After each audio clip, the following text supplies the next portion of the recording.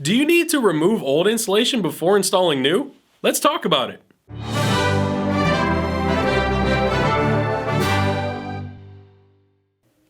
Welcome to Foam University. Today we're going to answer the question, do you need to remove old insulation before installing new? Well, a simple answer is yes, you do. Before we get into why, you got to earn it first. Go below and hit that like button for me. Thank you. So, why do you need to remove that old insulation? Well, here's a few quick points on why you definitely want to get that out of there. First of all, it's probably the original insulation from when your house was built. Now that means it's probably been there for a long time.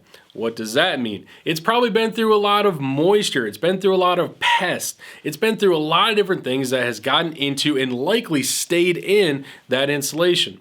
Now, real quickly, let's just talk about attics. All right, so let's talk about if you have fiberglass insulation in the attic of your home. And let's say it was original, which is very common. So it's been up there for 20, 30 plus years. What's gone on in the house in that time? All kinds of different things. Your house, your attic probably has ventilation. Those vents will allow some moisture to get into the attic space. Fibrous material does retain moisture. So that means that at some point that fiberglass has probably gotten saturated at least a little bit and it's retaining that moisture. We all know moisture problems can lead to mold, mildew, all kinds of nasty things. You want to get that out of there. You can't clean the material itself, it's got to go. Pests. Same thing. If you've ever had any type of rodent issue, a bat problem, anything like that inside that attic space, those animals have probably left some type of gift behind for you, and it stays inside that material. It doesn't just go away. Again, you can't clean that type of insulation. It's got to go. Now, when we talk about attics, it's very obvious, right? Because we've all seen a nasty attic. Now think about your crawl space or even your basement. That insulation down there has seen the same things. How often do you want to get in your crawl space? Probably not often because it's nasty and there's animals and ghosts and demons down there. All those things leave different types of issues inside that insulation. And again, fibrous materials retain that. So all those issues potentially can cause health problems inside the house. Obviously, it can affect your indoor air quality as well.